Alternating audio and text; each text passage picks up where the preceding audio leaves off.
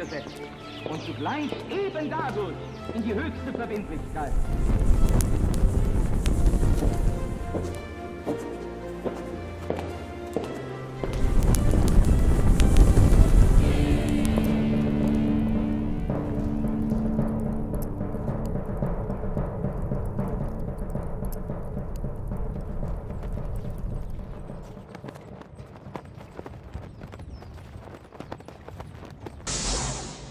Buenas tardes, bienvenidos. Esto es una nueva emisión de este queridísimo programa que hacemos junto a un gran amigo, Pablo Davoli, a quien doy la bienvenida también, saludo. Se llama La Brújula y lo estamos haciendo por la pantalla de Conclusión TV, ya Lucas, desde que comenzó el año, ¿verdad? ¿No? Sí, la verdad que sí, muy contentos, siempre agradecidos con Conclusión TV y con todo el público, por supuesto. Así que muy cómodos en esta casa. Y afrontando una ola de calor importante sí, en nuestra queridísima ciudad. Que no cesa, ¿no? Exactamente. Sí, no afloja. Efectivamente. Bueno. Este programa, ustedes lo saben muy bien, se consagra a la Virgen, ¿no?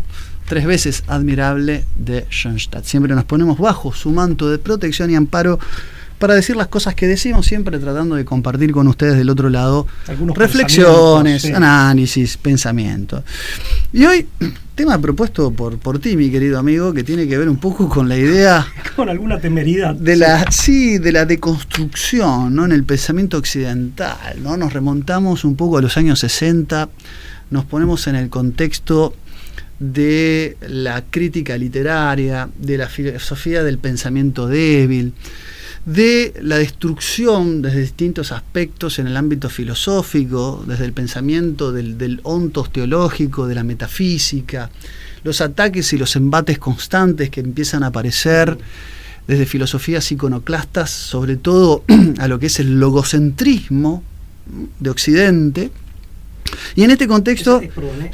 Esa para mí... Te escuchaba atentamente, esa es la clave, ¿no? Es la clave, ¿no? Una suerte de ataque a la idea de logos. Al logos. De orden, de orden objetivo, de orden inteligible. Sí, de un denominador común que ha regido, más allá de las diferencias y los matices, en la historia del pensamiento de Occidente, siempre hay como una constante. Esa constante, una serie de autores, entre los que hoy vamos a destacar por lo menos 2 que son más importantes. Esa constante es el logos de Occidente, que ha asignado, para bien o para mal, el pensamiento occidental, y es esa constante, dice, que ha sido inamovible, a la que hay que, ¿no? Sí, que está en la base de la destruir. Claro, está en la base, esa idea de logos, está en la base de la cosmovisión occidental y de sus propias raíces, que básicamente son griegas, ¿no? Acá para ir a la fuente de esta idea del logos. Bueno, básicamente hay dos autores, podemos decir críticos literarios, filósofos, en el caso de uno de ellos semiólogo, que ya para esa época, como decía Geertz, eran pensadores de género inespecífico, ¿no? Es decir, esta idea ya de que la filosofía también se difumina, ¿no? Queda diluida entre autores que ya, y es una característica del pensamiento débil per se, ¿no? Que se hace medio como vaporoso. Que hace vaporoso, sí. Son críticos literarios, pero al mismo tiempo son sociólogos, filósofos, tienen un pensamiento crítico, pero que no pretenden encaminarse, ¿no? Como lo hacían los vernáculos y tradicionales filósofos, a descubrir verdades, ¿no? Verdades, desenmascararlas, ¿no? De manera total y genuina, sino al contrario, que hay una filosofía que empieza a dilapidar, ¿no? Los propios cimientos del pensamiento occidental. Entre ellos, mencionar a 2. Uno es un crítico literario estadounidense, ¿no? Del que vas a hacer alguna reflexión, imagino, Stanley Fish. Así es. Y el otro es un argelino, un franco-argelino, que es muy enseñado en las universidades. Por lo menos yo tuve un profesor que nos dio muchísimo, ¿no? de su material intelectual, que es Jacques Derrida, ¿no? Pensador de origen argelino, que venía en realidad de una familia judía sefardí, nacido en 1930, proveniente de Toledo, ¿no? Pero sí, de apellido francés, argelino él, que se convirtió en el autor de la deconstrucción, o quizás el más significativo con esta idea de deconstrucción que ahora vamos a tratar de, con el breve tiempo que disponemos en este espacio, que es muy generoso pero es breve, tratar de dilucidar un poquito de qué se trata, ¿no? Así es. Sí, en el caso de Fichte, aparte, un aporte interesante, al menos lo que a mí concierne, es que además era profesor de Derecho. Claro. ¿No? O sea, claro.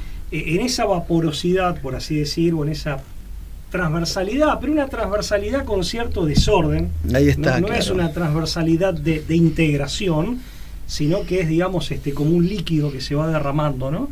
Pero en esa transversalidad él también toca las aristas de la ciencia jurídica. Bueno, coherentes con la crítica al logocentrismo, siempre hay como una especie de amistad con lo caótico por parte de estos autores. Claro, ¿no? sí, en definitiva, sí. De eso se trata, ¿no? Sí. Pues el logos es orden, en última instancia es orden y jerarquía. Es un orden inteligente, un orden inteligible, y por lo tanto implica un centro, bueno, seguramente con Derrida te vas a una referir, periferia, claro. Implica una jerarquía, implica, digamos, que cada cosa tiene su lugar, una funcionalidad, y aquí todo se va, lo dijiste vos muy bien, se va difuminando, ¿no? O sea que, en ese sentido, bueno, y también epistemológicamente estos autores hacen lo mismo, o sea, su crítica la lanzan, digamos, con una cierta, sí, digamos, con ese carácter de vaporoso, decíamos, y va impregnando se van metiendo, digamos, en distintos campos del saber. Así que, bueno, también quería destacar esto, que él se mete, digamos, también en el campo del derecho, que imagínate que como abogado a mí en eso me interesó especialmente este personaje. Pero, como bien decías vos, es verdad que él viene ante todo de la crítica literaria, ¿no? Claro. Bueno, en el caso de Jacques Derrida tenemos también, como ya dijimos, un autor que se forma en un ambiente signado por la Francia postestructuralista, ¿no? El postestructuralismo es una corriente de pensamiento que marcó, ¿no?, un antes y un después, basadas, ¿no?, en los postulados de un lingüista suizo, ¿no?, Ferdinand de Saussure, que empezó a encarar el estudio de la lingüística en sus famosos cursos de lingüística general, que no es una obra escrita por él, sino que es el compendio de una serie de cursos que dio, de papers que sus discípulos reunieron, y que palabras más, palabras menos, no voy a tratar de ser lo más amigable posible a la hora de explicar un tema que tiene su complejidad, ¿no?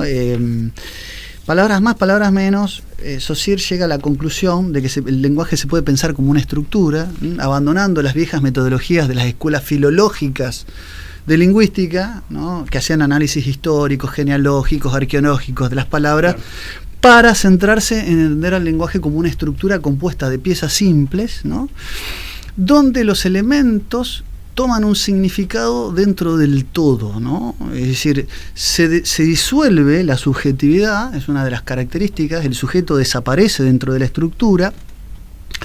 Hay que decir que, salvo el antropólogo Claude Lévi-Strauss, que se decía orgulloso y abiertamente estructuralista, todos los que han coqueteado con el estructuralismo, entre ellos Louis Althusser, un marxista de origen francés también, que fue tutor de Derrida y que lo prohijó y lo apadrinó en su devenir intelectual, hay que decirlo, nunca los postestructuralistas, incluso a mí mismo Michel Foucault se lo acusó de tal cosa, nunca se confesaron a sí mismos tener una deuda con el estructuralismo. Fueron a la vez se apoyaron en los postulados electorales al mismo tiempo que lo criticaban. Por lo tanto, el mote de postestructuralista es eso, en última instancia, es decir, es estructuralista no reconocido. Claro. Es el estructuralista no reconocido como tal. Sí, es decir, o que el que no le gustaba que le dijeran sos estructuralista. Pero que de alguna manera había recibido algún aporte o porque había en el estructuralismo ciertos destellos, ciertos rasgos y cierta deuda a su vez intelectual con el positivismo, ¿no?, a principios del siglo XX, que es en la época en la que, digamos, se forja la lingüística estructural de Ferdinand de Saussure. Pero en determinado momento, yo tengo un brevísimo artículo, humilde aporte sobre la temática que se llama Cavilaciones en torno a la negatividad de la noción de diferencia, que me lo publicó UNR editora, cuando mi universidad publicaba cosas mías, digamos, donde está un poco más explicada esta idea de que las unidades mínimas dentro de la estructura, llamadas sememas, porque son unidades mínimas de significación, ya sean fonemas, porque sean orales, o grafemas, porque son escritos, esos sememas tienen una unidad de significado propio, pero a su vez nutren al discurso de un significado diferente al que cada uno tiene. Pero al mismo tiempo, cada una de esas unidades cobra sentido en esa totalidad. O sea, se resignifican una vez que forman parte del discurso. Claro. Es decir, es como ver una pared y preguntarse si vos ves ladrillos unidos por cemento o cemento unido por ladrillos, digamos.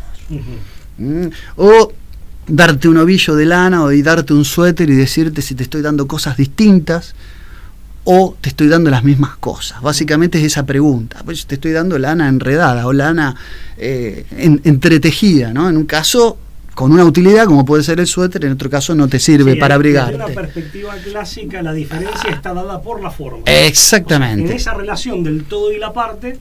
Bueno, Aristóteles el gran padre del esencialismo, en ese sentido, del esencialismo filosófico. Desde una perspectiva clásica. ¿Qué es lo que el estructuralismo pone de alguna manera en jaque, ¿no? Que pone en duda? Entonces, claro, Derrida se forja como un pensador que se toma de esta idea de que los sememas son interdependientes, y Saussure llega él mismo a la conclusión de que en una estructura del lenguaje lo que hay entre la interconectividad de los elementos que lo componen son términos negativos, son puramente negativos entre sí, que por sí solos no pueden explicar el significado de esa totalidad de la que forman parte. Básicamente es eso. Esto genera una revolución en el pensamiento occidental para muchos, entre ellos está el mismo Derrida. Digo, para tratar de explicar un poquito más qué significa esto de la unidad mínima de significación, si yo digo en español, hay un sentido. Ahora, si yo lo invierto y digo nu, en español eso ya no tiene ningún sentido propio. Sin embargo, en francés nu significa desnudo. O sea, hay que ver también dónde uno se para para darle una significación a eso. Lo mismo, ese significado puede ser total en sí mismo o parcial. En el caso de un morfema, vos podés tener un radical hábil, y si lo combino con el sufijo mente, es adverbio, y si lo combino con el sufijo oso, ya lo que tenemos es un sustantivo adjetivado. Es decir, digamos, las palabras tienen una unidad, una carga de significancia en sí misma, pero a su vez aportan a una totalidad que a su vez la resignifica, una vez que están formando parte de esa cadena lingüística. No importa, o sea, acá hay una cuestión en donde digamos, los significados se relativizan en el contexto de las discursividades, y Derrida, el aporte, me parece más importante que hace en este librito que se llama De la gramatología, ¿no? El que tuvimos que leer muchos estudiantes de comunicación, de ciencia de la comunicación, es que históricamente el mundo occidental pensó a la textualidad como subordinada a la oralidad. Lo textual siempre fue una perpetuación de lo oral. La proyección. Es la oralidad documentada. Es como el registro fotográfico respecto de la realidad. La realidad siempre es más que la fotografía, ¿no? Con un punto también, o sea, para Derrida esto no va a ser así, claro, quiero ya dejar anticiparlo. Pero tradicionalmente, en efecto, y creo que también por sentido común es lo que tendemos a pensar, en definitiva, lo escrito es proyección de la palabra oral, o de la palabra hablada, pero, y hay una clave importantísima, la palabra a su vez es proyección de la realidad. Bueno, amén de que tiene su propia realidad. Ahí está. Y esto es lo que Derrida me parece que hace el camino. Hace ese camino inverso. O sea, ahí está la deconstrucción. Claro. Ahí está la deconstrucción. Hace un camino inverso. Esos puentes. Primero hace una genealogía de la textualidad. Entonces va al origen de las cosas y llega a la conclusión de que pone en duda la idea de que la oralidad es predecesora de la escritura. O sea, el pictograma de una... el mamut dibujado en una pared prehistórica, no sabemos si es precursor del dibujo o de la escritura, y como precursor de la escritura podría ser incluso de un ser humano prelingüístico. O sea, una representación visual retratada en una piedra, ¿no? Cincelada en una piedra. Ahí ya tenés un primer eje de discusión. Pero además lo que dice es, emancipa el texto de la oralidad, dándole hace una desjerarquización de los textos respecto de la oralidad y las resignifica a partir de que las estructuras de los textos en realidad son interdependientes de otros textos. Por ejemplo, nosotros podemos intercambiar un mismo texto y las matices hermenéuticas que tenemos probablemente estén condicionadas por todos los textos jurídicos que te atraviesan. Por supuesto. Y sin duda vas a tener vos, es decir, ya ni siquiera sos vos quien lee con una matiz interpretativa, bien digo, diferente de la mía, sino de los textos que a vos te atraviesan como hombre del derecho respecto de los míos, que pueden tener mucho más de semiología, sí, no sé, por mi formación. Un hombre de tu propio campo, sí. Entonces, claro, se disuelven, desaparecen los sujetos intervinientes y son los textos que se explican a través de los textos. O sea que en ese sentido los sujetos aparecerían como meros nodos. Exactamente, de esa red, de esa estructura. Tiene un nivel como de abstracción importante. Importante, ¿no? Y te leo un pequeño fragmento de un texto crítico que se llama Derrida, de construcción différence, que es la palabra francesa que utiliza Derrida para hablar de esto, de esa diseminación. Perdón, ¿no? Una cosa que me quedó ahí dando vueltas, igual queda pendiente quién fue el que elucubró los significados de esos fragmentos que supuestamente se cruzan en vos. O sea, bueno, ahí hay todo un dilema que queda abierto. Bueno, lo que pasa es como que él voy a hablar en términos poco académicos, llega a una especie de maraña donde es indistinguible el huevo y la gallina en ese sentido, claro, ¿no? Ahí está. Por eso yo te hablaba de la pared formada por ladrillos unidos a través de cemento o de cemento unido a través de ladrillo, digamos. De construir, dice Adolfo Vázquez Roca, que es doctor en Filosofía de la Pontificia Universidad Católica de Valparaíso, posgrado en la Complutense de Madrid, haciendo una crítica, ¿no?, a la obra de Derrida, ¿no? De construir parece significar ante todo desestructurar o descomponer. Incluso dislocar las estructuras que sostienen la arquitectura conceptual de un determinado sistema, de una secuencia histórica. También dice diseminar los estratos de sentido que ocultan la constitución genética de un proceso significante bajo la objetividad constituida. Desaparecen las objetividades y, en suma, solicitar o inquietar, haciendo tambalear su suelo, la herencia no pensada de la tradición metafísica. Lo cierto es que ya esta descripción mínima del carácter de esta operación, descripción orientada por los contextos inmediatos de los primeros usos de ese concepto por parte de Derrida, tendría que desautorizar la interpretación habitual y habitualmente crítica de la deconstrucción como destrucción gratuita y nihilista de sentido y liquidación del buen sentido en el escepticismo posmoderno. Y termina. La deconstrucción como estrategia de lectura sospechosa, abusiva y sobreinterpretativa se despliega como un conjunto de estrategias de lecturas en un mecanismo textual por encima de las intenciones del autor y del texto. Ya no hay autor que dice algo.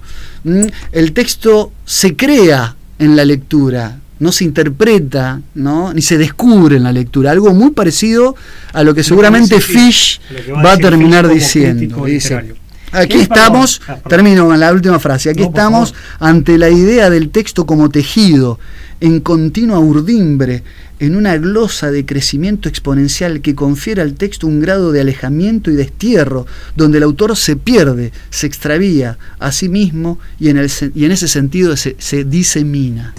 Todo lo que dijimos resumido en un texto, ¿no? Exactamente. Todo eso en definitiva se cifra en la palabra maraña que dijiste vos. Efectivamente. Maraña semántica. Claro, es decir, ya la relación entre el texto, ¿no?, la comprensión de un texto, la interpretación de un texto, lapida de manera total y absoluta cualquier jerarquía, ¿no? Los textos tienen una entidad propia, independientemente de su autor y de aquel que la lee, para ser resignificada en el contexto. Por eso habla ni siquiera de hipertextualidad, habla de transtextualidad. Claro. Hay una transtextualidad, porque son esos textos que nos atraviesan, ¿no?, como lectores, los que en sí se resignifican ellos mismos. Fíjate que hay como una especie de inteligencia artificial. O sea, tiene un nivel de... totalmente antivolitivo, o sea, no hay una voluntad Claro. del escribiente y no hay una voluntad del lector. Es que en el llamativo, fondo ¿no? permite sospechar si no hay trampa en eso. Ah, bueno, por supuesto. Porque por como supuesto. idea es una idea inverosímil, ¿no? ¿Vos sabés que me quedé pensando que en ese sentido, sí, ahí vos decías bien, con Fish, que era un crítico literario, pero un hombre que incursionó en el ámbito del derecho, yo creo que hay ante todo un ataque a la objetividad. Ujú. O sea, así como vos focalizabas en el ataque a la idea de orden, y de orden inteligente, de orden inteligible, funcional, lógico, ¿Mm? que posee una coherencia y una consistencia, que uno puede avisorar o descubrir con mayor o menor nitidez. Creo que paralelamente, porque en definitiva estamos hablando de cosmos y logos, ¿no? Ujú. En definitiva, en ese ataque al logos, que es el orden del cosmos, lo que hay es un ataque también a la objetividad. Por eso esta idea que va desde la crítica literaria en los 70, Fish, a reivindicar, decir, lo primero es no hay texto. Y si no hay texto, en definitiva, lo único que hay son interpretaciones, que Derrida lo que decía es que en realidad, decime si me equivoco, había malas interpretaciones, porque incluso se difumina el parámetro como para determinar qué está bien interpretado y qué no lo está. Pero entonces, lo que va a plantear Fish concretamente es el texto como realidad objetiva no existe, ¿sí? No hay un texto con un significado propio a desentrañar, y ojo que esto es gravísimo, porque esto puede ser desde una pieza literaria, puede ser la Biblia, la Constitución Nacional, un tratado internacional o lo que fuere. Por lo tanto, el lector, más que el intérprete, es el que impone el propio significado, es el que crea, elucubra el significado de acuerdo con su propia subjetividad, que ahí hay una remisión, en definitiva, al propio deseo, a la propia abolición ciega o al propio capricho. En esto se genera un caos de subjetividades, es muy tentador. Esto incluso es interesante porque en los años 60 y 70, sobre todo en las universidades estadounidenses, hizo que muchos estudiantes tuvieran que abandonar lecturas muy tediosas o de difícil interpretación. O sea, en definitiva también es una invitación, no te digo que a la pereza, pero sí una invitación a cierta facilidad, cierto facilismo, ¿no? Pues sí, bueno, yo impongo el significado, pero finalmente, ¿qué pasa? Se termina imponiendo un significado. Y ese significado no proviene del texto. Insisto, cuando uno habla del texto puede hablar de la Constitución Nacional, puede hablar de una pieza literaria, puede hablar de la Biblia, del Corán, o de un texto religioso cualquier otro. Pero se termina imponiendo un significado. Ahora, ¿cómo se impone un significado? Y aquí aparece la matriz de lo políticamente correcto, reglamentado en las universidades estadounidenses en los 90. Se impone un significado porque en ese caos de subjetividades, de la multiplicidad de las interpretaciones donde yo impongo el significado, yo creo que hay dos posibles interpretaciones. Una es hobbesiana. Se genera una suerte de libre mercado. Una anarquía, claro. Efectivamente, se genera una suerte de libre mercado de interpretaciones completamente subjetivas y arbitrarias, y una prevalece al estilo Calicles. En el fondo acá está el debate entre Calicles y Platón, entre poder y verdad. Claro. Sí, Entre poder y verdad, la subjetividad del poder y la libido dominandi, y la verdad y la justicia. Una explicación, decir, bueno, ¿cómo paso de que cada uno aporta el significado? Que en esa suerte de libre competencia o de libre mercado, que en el fondo es hobbesiana, algunos ganan y otros pierden, entonces hay significados, hay interpretaciones que se imponen. Y la otra es la explicación rusoniana que le da un autor, Robert Young, profesor de literatura muy interesante estadounidense, que dice, y esto lo defiende Fish, a la interpretación comunitaria. En donde, vos fíjate que en el esquema de pensamiento de Rousseau, lo primero que se promete es la libertad total. Vos sabés que casi Lo una que se plantea. una casualidad, o sea, los ejemplos, los textos que toma Derrida de la gramatología para llevar adelante, ¿no?, sus estrategias, porque eso es lo que son, es un conjunto de estrategias, la construcción, nunca un método, porque un método implica siempre una misma modalidad, Claro. ¿no?, de usos. y de técnicas, este conjunto de estrategias que él define como de construcción, lo hace sobre la base de textos rusonianos. Claro, o sea, se basa en textos de Jean-Jacques Rousseau, ¿no? Claro, porque aparte son esos autores que plantean una situación, digamos, una suerte de escenario de libertad, que en el caso de este planteo estaría representado ese escenario por yo impongo el significado, pero en definitiva es un autor que pasa de ese, digamos, de esa emancipación individualista o de esa situación de individualismo y de supuesta libertad total a una situación políticamente hablando colectivista, claro, en donde mi voluntad queda subsumida a la voluntad general, que acá es la interpretación que yo hacía libremente queda subsumida en la comunidad interpretativa. Terminamos en un planteo colectivista que yo lo vinculo, estirando un poco más, con el C heideggeriano, en donde hay, por eso, el impersonal. Claro, termina el impersonal, decir, esto es así como se interpreta, y la reglamentación. Que a mí eso pasa mucho en la universidad hoy en día, cuando se analizan textos jurídicos y por ahí algún alumno o algún profesor eventualmente, algún autor te dice, y esto ahora se interpreta así. Y vos decís, pero ¿por qué? ¿Quién lo dijo? ¿Cuál es el fundamento? Se interpreta así. Claro. Se interpreta así. Entonces, haciendo un raconto, un resumen para no marearnos ni marearse. No, claro. Son temas que requieren, público, tienen una complejidad. Ni abrumarnos nosotros mismos, quedar encadenados, enredados en nuestras propias palabras. El planteo de Fichte es, primero, la negación de la objetividad del texto. Vamos a suponer, la Constitución Nacional se niega que tenga un significado propio. Se habilita a decir, cada uno construye el significado de eso que lee, lo construye cada uno.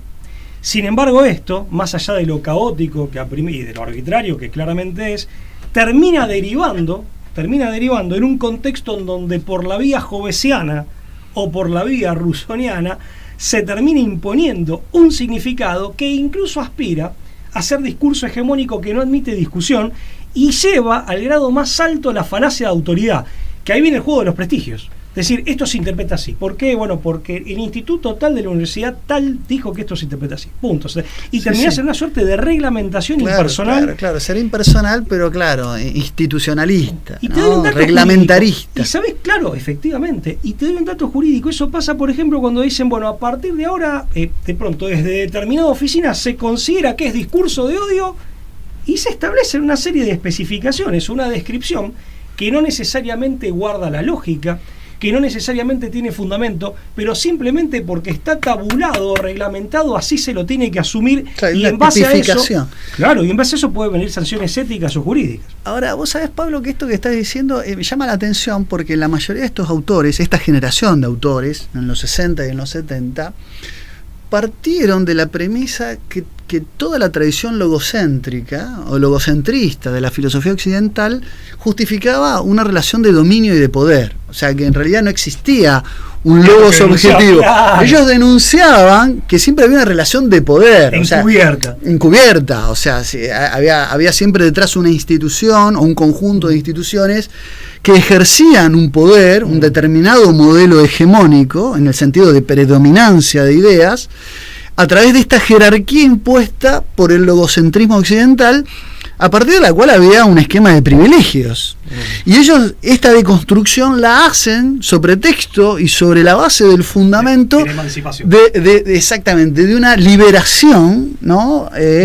Disruptiva y transgresora, ¿no? Hay una especie de insurgencia en el pensamiento sobre texto de romper un lazo que se había presupuesto objetivo e incluso metafísico, es decir, donde se enarbolaba y digamos, una suerte de columna vertebral, esto del centro y la periferia, el centro y la periferia ahora totalmente desdibujada a partir de una caología fundamentada y justificada por estos autores, para luego caer en estructuras igualmente reglamentaristas, y mucho incluso peor, ¿no? Porque en el primer escenario o en el primer estadio, el debate, y de hecho pasaba en la universidad medieval, el debate era factible y de hecho era promovido y desde luego bienvenido. En cambio, ya sobre el final, o sea, esto cuando da vuelta toda la rueda, digamos, es justamente en ese contexto de hiperreglamentación en donde de hecho se impone como comunidad interpretativa o como interpretación comunitaria, una interpretación, ya no hay posibilidad de debatir nada.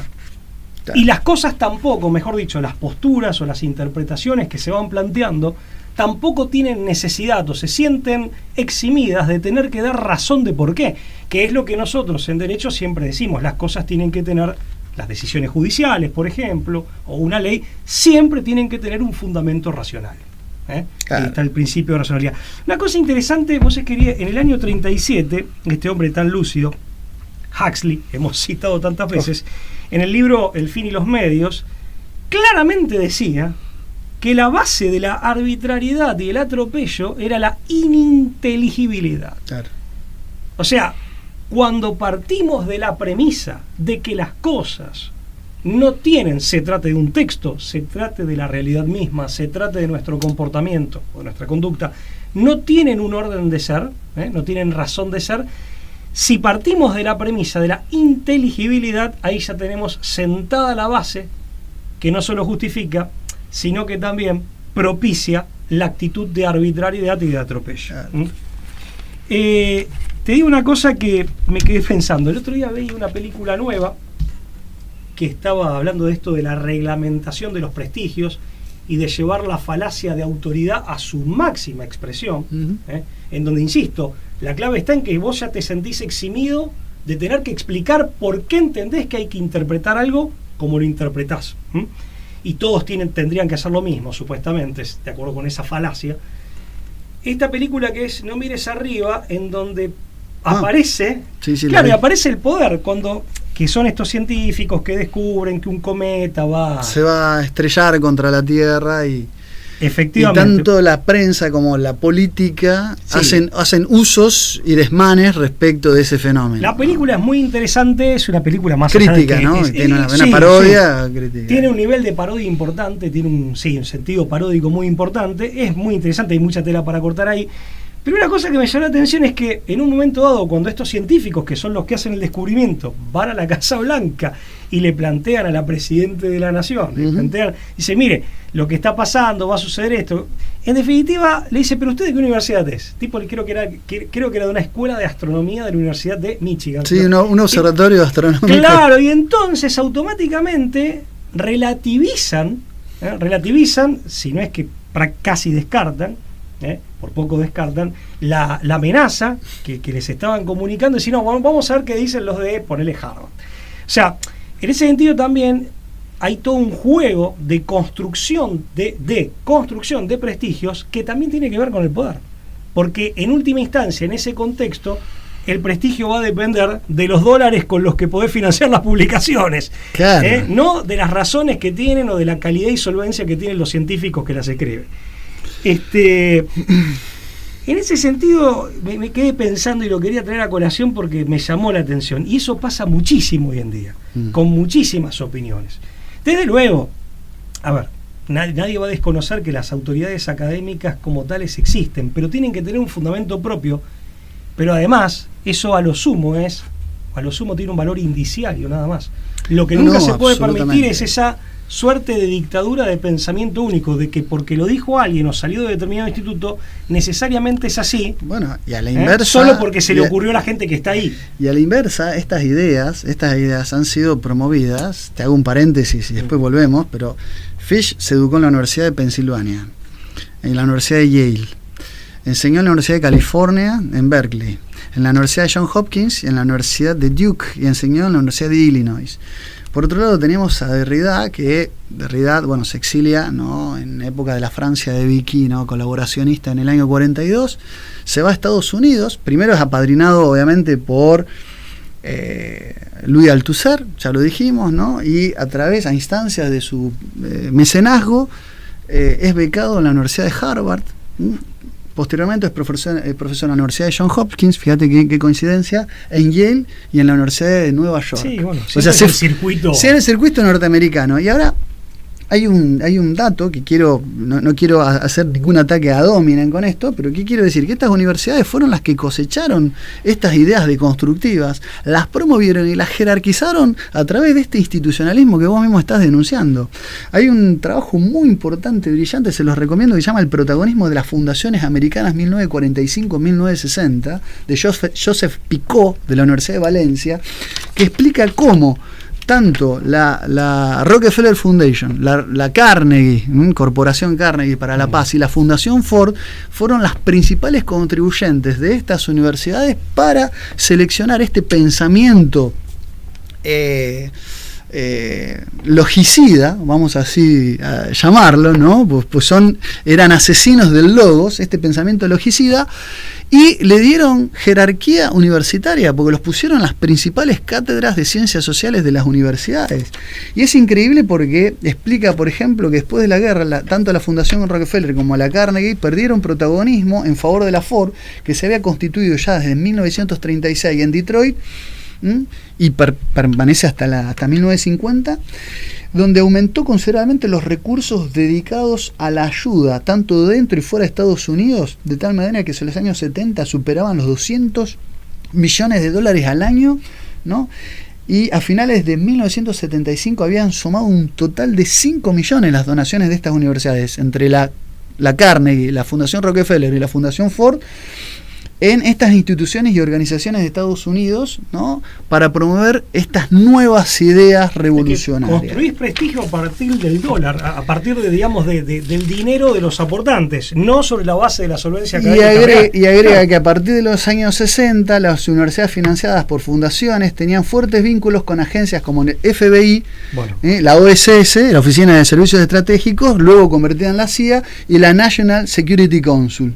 Los vasos comunicantes que se establecieron no fueron el resultado esporádico de la Guerra Fría, sino una relación de trabajo continuada y permanente de macartismo, que solo sirvió para aumentar y fortalecer esta relación. Entre ellas habla de los vínculos entre la CIA, la OSS y la National Security Council, con Harvard, con Yale, con Princeton y con la Universidad de California. O sea, cualquier coincidencia es mera fantasía Siempre mía. Es una constelación de determinados nombres que se repiten sistemáticamente. Y está en su biografía.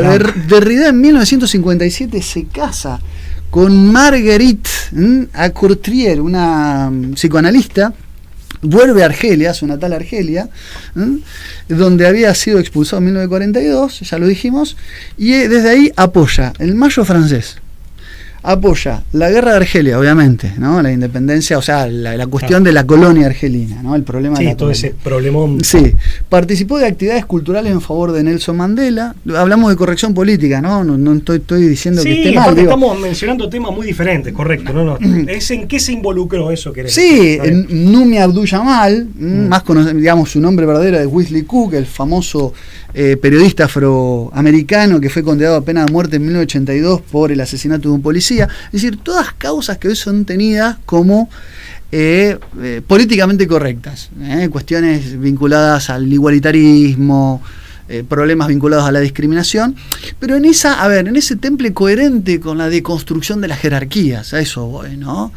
Es decir, un activista que tuvo su asidero, pero tuvo su formación en universidades que tienen estrechos vínculos con poderes corporativos concentrados como son la Rockefeller Foundation, la Corporación Carnegie para la Paz, que en el fondo es una contrajerarquía, y la Fundación Ford, ¿no? Que no necesita presentación. Estaba acordando, hablando de esto de jerarquías y contrajerarquías, en definitiva en los 90, en el año 92, ¿en qué termina Fish? O sea, el tipo que les prometió, fíjate, a principios de los 70, el tipo prometiendo esto en definitiva de la deconstrucción de los textos, o sea, postulando esto, planteando, vos podés hacer tu interpretación, sos vos en realidad, no en tu interpretación, vos construís el significado.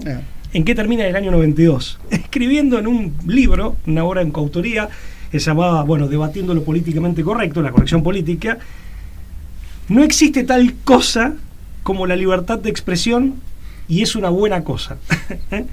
No existe tal cosa como la libertad de expresión y eso es una buena cosa. O sea, terminó en la negación el pensamiento único. Efectivamente, de la libertad de expresión en los campus académicos, que es el lugar donde uno, a ver, si uno es defensor, como de hecho somos, de la libertad de expresión, si hay un lugar donde el reducto, en última instancia, donde nunca puede desaparecer, en realidad uno desea que no desaparezca nunca en ningún lado, pero mucho menos en el campus académico.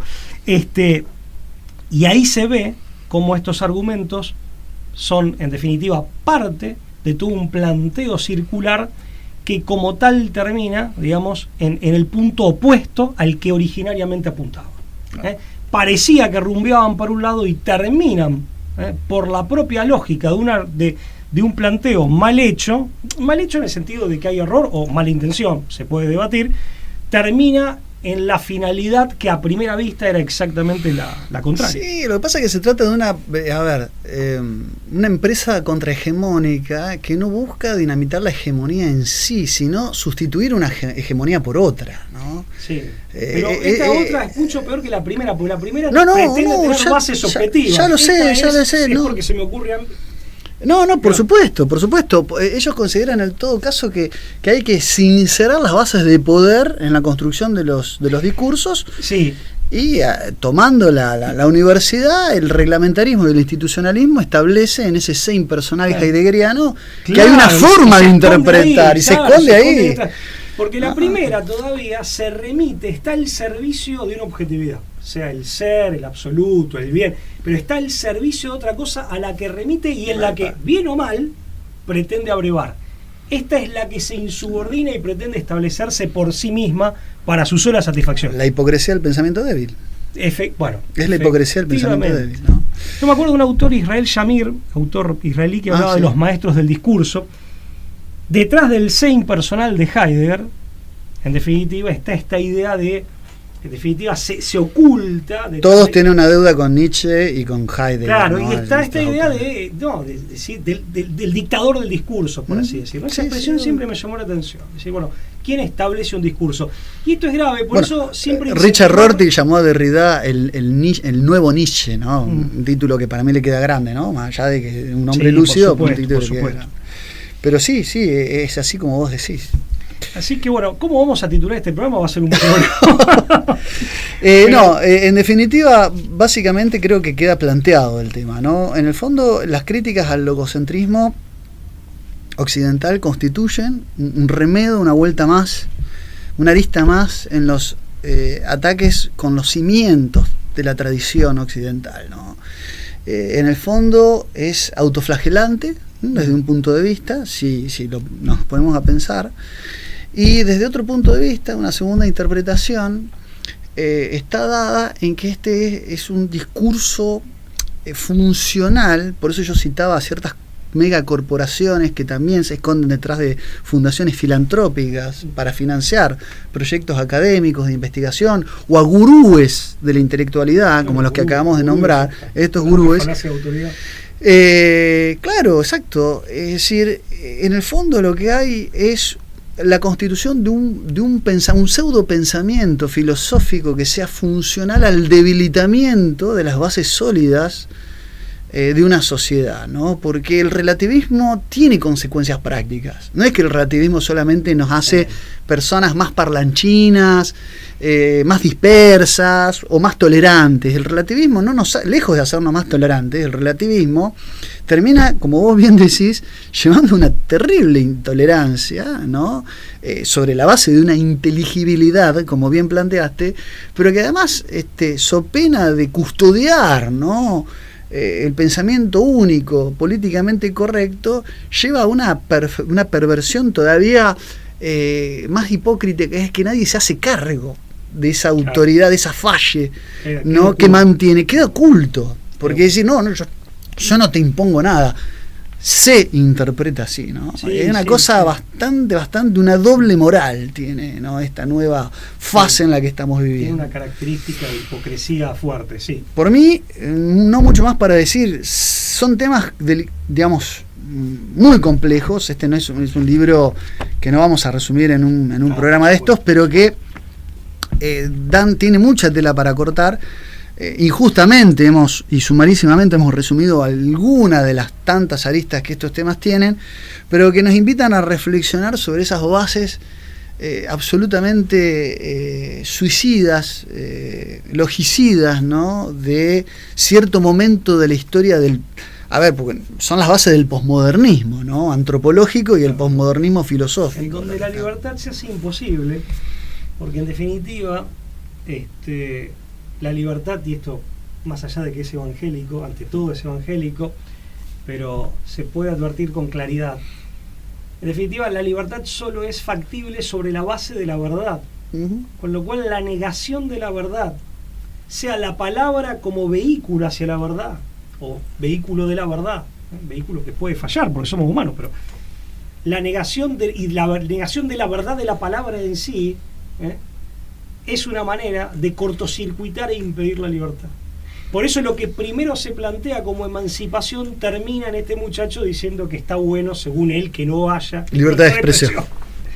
Y porque nosotros sí creemos en la libertad de expresión, dejamos supeditado a crítica de nuestros oyentes. Eso tiene el sentido un poco de para que le den parador, ¿no? el remate y la completitud de lo complejo que es esta crítica que hemos hecho de dos autores que se han convertido en promotores del pensamiento débil, así después bautizado por Jean Teresio Bátimo, un exponente del posmodernismo, también lector de Heidegger. Pablo, ha sido un gustazo, como siempre, es un placer conversar. Con la gente de Conclusión TV, y siempre también agradecer todos los saludos. Bueno, el otro día estaba viendo, recibimos de Oklahoma, quería destacarlo porque me llamó poderosamente la atención. De los lugares más... México, España, Perú, menos pensados. Sí, siempre nuestro cariño, nuestro reconocimiento, y bueno, nos estamos viendo. Hasta la próxima.